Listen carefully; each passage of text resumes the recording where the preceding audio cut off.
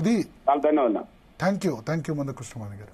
So మొత్తానికి స్పందన భరత్, ఇక్కడ 15% ఎస్సీ రిజర్వేషన్, 59 కులాలు, 3 గ్రూపులు, ఒక బిల్లు. అంటే ఇలా సుదీర్ఘ మంతనాలతో ఎస్సీ వర్గీకరణ సమస్యకు శాశ్వత పరిష్కారం చూపించామంటున్నారు. ఎస్సీ వర్గీకరణ బిల్లును సభ ఆమోదం తెలిపారు. అంటే ఏంటి బిల్లు ఆమోదంతో ఎస్సీలోని ఉపకులాలకు ఎలాంటి లబ్ధి చేకూరుతుంది? అంటే ఇప్పుడు దీనిలో మేజర్ మనం అర్థం చేసుకోవాలి వాట్ ఈజ్ ఎస్సీ వర్గీకరణ అంటే. ఇప్పుడు బీసీలో ఏబిసిడి గ్రూపులు ఉన్నాయి కదా, కానీ ఎస్సీలో 1997 వరకు కూడా వర్గీకరణ అన్నది లేదు. అంటే దళితులందరికీ కలిపి ఉమ్మడి ఆంధ్రప్రదేశ్లో 15% రిజర్వేషన్లు ఇచ్చేవాడు, అందరు కలిపి ఏ క్యాస్ట్ అయినా. కానీ ఇప్పుడు దళితుల్లో కొద్దిమంది వెనకబడి ఉన్నారు, కొద్దిమంది ముందున్నారు. ఎగ్జాంపుల్ మాల, కొంత అప్పర్ క్యాస్ట్ ఉన్న దానిలో, అంటే ఈ విద్యా ఉద్యోగాల్లో కానీ ఆర్థికంగా కానీ సామాజికంగా కానీ. మాదిగ మాల కంటే వెనుకబడిన క్యాస్ట్. నేత కానీ కొంత మాదిగ కంటే కొంత అప్పర్గా ఉంటారు. ఆ తర్వాత ఇప్పుడు ఇంతకుముందు మందకృష్ణ మాదిగ గారు చెప్పినట్టు బుడగ జంగాలు కానీ, డక్కలి కులస్తులు కానీ, రెల్లి కానీ, ఆంధ్రాలో, తెలంగాణలో కూడా కొద్ది మంది ఉన్నారు రెల్లీస్. ఇవి ఇంకా మాదిగల కంటే కూడా అత్యంత వెనుకబడిన కులాలు. ఇప్పుడు బుడగ జంగాలు ఉంది, 130,000 మంది జనాభా ఉన్నారు. కనీసం నాకు తెలుసు ఒక 130,000 ఒక 50-100 మంది కూడా ప్రభుత్వ ఉద్యోగులు ఉన్నారు. ఈవెన్ ఎస్సీ రిజర్వేషన్ 15% ఇంప్లిమెంట్ అవుతున్నా ఎందుకుంటారంటే మాక్సిమం ఉద్యోగాల్లో 15% కూడా మాలా మాదిగలకే వెళ్ళిపోతాయి. సో బుడగ జంగాలు, రెల్లి, ఇట్లా ఎస్సీలో అత్యంత వెనుకబడిన వర్గాలకు సంబంధించి రిజర్వేషన్ చేయాలన్నది ప్రకాశం జిల్లాలో 1994లో ఉద్యమం స్టార్ట్ అయింది. స్టార్ట్ అయిన తర్వాత చంద్రబాబు నాయుడు మొదటిసారి 95లో ముఖ్యమంత్రి అయిన తర్వాత 97లో రామచంద్రరాజు కమిషన్ వేశారు. ఎస్సీ వర్గీకరణ ఒక 4 ఏళ్ళు ఇంప్లిమెంట్ అయింది. ఎస్సీ వర్గీకరణ రాష్ట్ర స్థాయిలో ఆంధ్రప్రదేశ్లో ఏబిసిడి 4 గ్రూపులు చేసి, 4 గ్రూపుల్లో మాలా, మాదిగ, తర్వాత ఆది ఆంధ్ర అంటారు, రెల్లి, వీళ్ళందరికీ ఇంప్లిమెంట్ అయింది. ఇంప్లిమెంట్ అయినప్పుడు చాలా మాదిగ కమ్యూనిటీ నుంచి చాలా మంది డాక్టర్స్ అయ్యారు, చాలా మంది ఇంప్రూవ్ అయ్యారు. బట్ 2004లో సుప్రీంకోర్టు కొట్టేసింది వర్గీకరణ. ఏమని చెప్పిందంటే ఎస్సీలే వెనుకబడిన వాళ్ళు, ఈ వెనుకబడిన వాళ్ళు అత్యంత వెనుకబడిన వాళ్ళని వర్గీకరణ చేసే అధికారం రాష్ట్ర ప్రభుత్వాలకి లేదు. ఎందుకంటే ఎస్సీ కేటగిరీలో ఏదైనా చేర్చాలంటే, కులాన్ని చేర్చాలంటే మన రాష్ట్రం రేవంత్ రెడ్డి ప్రభుత్వం చేయడానికి వీల్లేదు. బీసీలో చేర్చాలంటే రాష్ట్ర ప్రభుత్వం చేర్చొచ్చు వెనుకబడిన వర్గాలు. కానీ ఎస్సీల్లో కానీ ఎస్టీల్లో కానీ ఏదైనా కులాన్ని చేర్చాలంటే అది కేంద్ర ప్రభుత్వం ఎస్సీ కమిషన్ కానీ ఎస్టీ కమిషన్ కానీ రిపోర్టు తీసుకొని చేయాలి. సో అప్పుడు సుప్రీంకోర్టు ఏం చెప్పిందంటే ఇది ఏదైతే ఆంధ్రప్రదేశ్, ఉమ్మడి ఆంధ్రప్రదేశ్లో చేసిన వర్గీకరణ అన్నది సమంజసం కాదు, రాష్ట్ర ప్రభుత్వం చేయడం సమంజసం కాదంటూ వర్గీకరణ కొట్టేసింది. సో వర్గీకరణ కొట్టేస్తూ ఇప్పుడు ఏ విధంగా ఉంది, 15% ఎస్సీ రిజర్వేషన్ లో ఎవరు ముందుంటే వాళ్ళకి వస్తున్నాయి. మెజారిటీ మాల సామాజిక వర్గానికి ఎక్కువ. ఇప్పుడు సభలో ఆమోదం తెలిపినా అంత తేలిక కాదనే వాదన వినిపిస్తోంది. అంటే తెలంగాణ అసెంబ్లీ ఆమోదం తెలిపింది, బిల్లు తెలంగాణలో చట్టంగా మారడానికి ముందున్న సభ ఏం లేదు. అసెంబ్లీ శాసన మండలి అయిపోయిన తర్వాత గవర్నర్ దగ్గరికి వెళ్తారు, గవర్నర్ తో బిల్లు ఆమోదం పొందుతుంది. దాని ప్రకారం విద్యా ఉద్యోగాల్లో ఇంప్లిమెంట్ చేస్తారు. రాజకీయ రంగంలో వర్తించదు, కేవలం విద్యా ఉద్యోగాలు, ఎంపీ ఎమ్మెల్యే సీట్లో ఇది వర్తించదు. అర్థమైందా? సో దీనిలో ఇంకా సవాలే లేదు, ఎందుకంటే సుప్రీంకోర్టు జడ్జిమెంట్ ఇచ్చింది, రాష్ట్రాలకి అధికారం లేదని సుప్రీంకోర్టు గతంలో తీర్పు ఇచ్చింది. ఇప్పుడు ఆ సుప్రీంకోర్టు తానిచ్చిన తీర్పును తానే తిరగరాసింది. ఏమని? రాష్ట్రాలకు అధికారం ఉంది, చేసుకోవచ్చు అని చెప్పింది.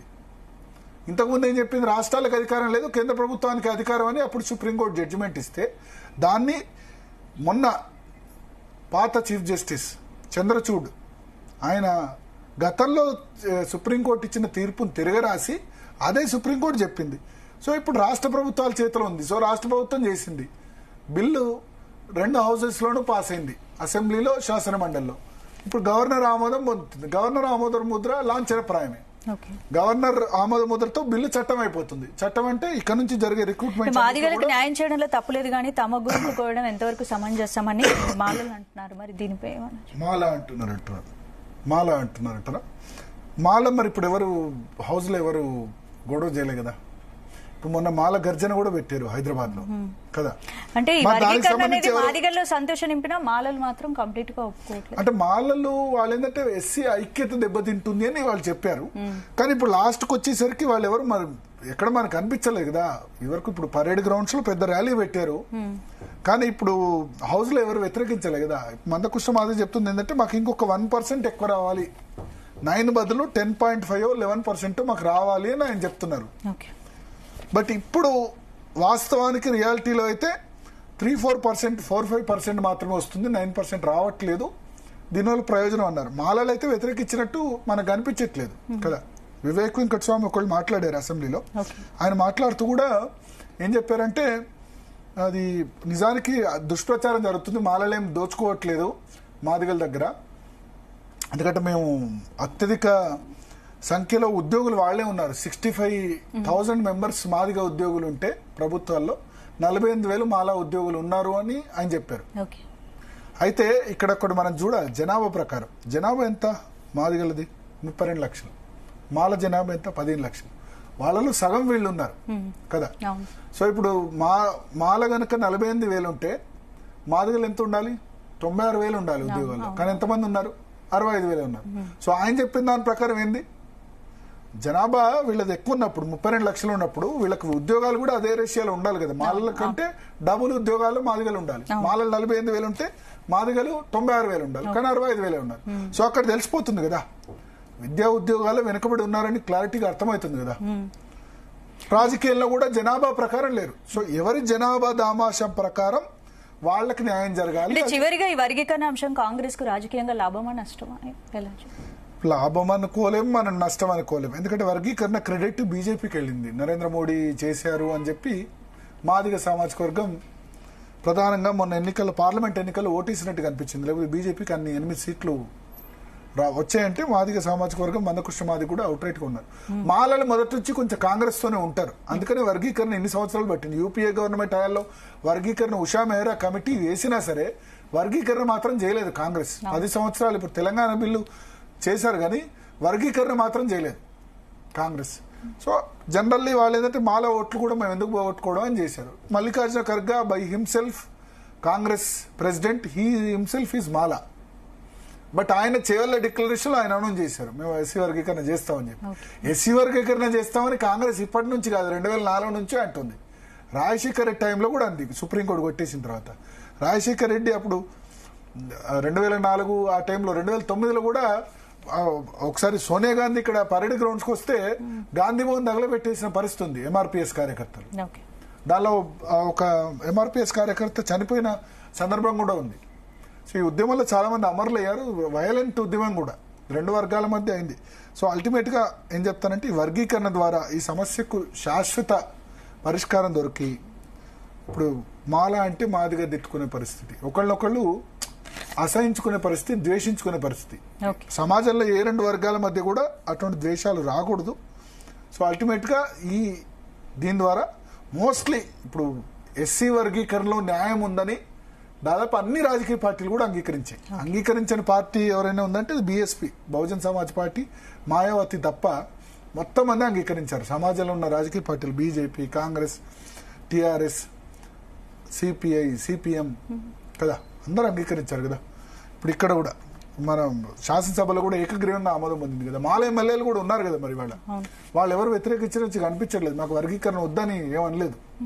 కాకపోతే మాల వర్గం ఏం చెప్తుందంటే మా మీద దుష్ప్రచారం చేస్తుంది, మందకృష్ణ మాదిగా మాట్లాడుతున్న లాంగ్వేజ్ కరెక్ట్ కాదనే వాళ్ళు ఇంతకాలం చెప్తూ వస్తున్నారు. మొన్న పరేడ్ గ్రౌండ్స్ లో భారీ ఎత్తున సభ పెట్టి వాళ్ళు కూడా సత్తా చాటారు. మా జనాభా కూడా ఏం తక్కువ లేదు, మమ్మల్ని అనవసరంగా దోపిడిదారుడు అన్నారు. తర్వాత మనవాదులను కూడా మందకృష్ణ మాదిగ కామెంట్ చేశారు. సో దాన్ని వ్యతిరేకిస్తూ కూడా వాళ్ళు మాట్లాడారు. అల్టిమేట్ గా ఇప్పుడు సరే కొంత అసంతృప్తులు ఉన్నాయి, ఏం చేసినా అందరినీ 100% సాటిస్ఫై చేయలేం. బట్ మోర్ ఆర్ లెస్ ఇది ఇప్పుడు మందకృష్ణ మాదిగ అయితే క్రెడిట్ ఇవ్వలేదు రేవంత్ రెడ్డికి. నేనైతే క్రెడిట్ ఇస్తాను రేవంత్ రెడ్డికి. ఎందుకంటే రేవంత్ రెడ్డికి వర్గీకరణ విషయంలో ఎందుకు క్రెడిట్ ఇస్తానంటే ఆయన తెలుగుదేశం పార్టీ లాగా నరేంద్ర మోడీ లాగా స్వతంత్రుడు కాదు. ఇక్కడ తెలుగుదేశం పార్టీ చంద్రబాబు నాయుడు చెప్తే మాదిగ ఎమ్మెల్యే అయినా మాల ఎమ్మెల్యే అయినా మాదిగ ఎమ్మెల్సీ అయినా మాల ఎమ్మెల్సీ అయినా ఎవరైనా కమిషన్ దగ్గరకు పోయి పార్టీ స్టాండ్ ప్రకారం ఉండాల్సిందే, లేకపోతే సస్పెండ్ చేస్తారు చంద్రబాబు నాయుడు. అంతేనా కదా? అలాగే నరేంద్ర మోడీ ఒక నిర్ణయం తీసుకుంటే బీజేపీ వర్గీకరణకు అనుకూలం అంటే ఒక్కళ్ళన్నా బీజేపీలో చాలా మంది మాలలు ఉన్నారు కదా.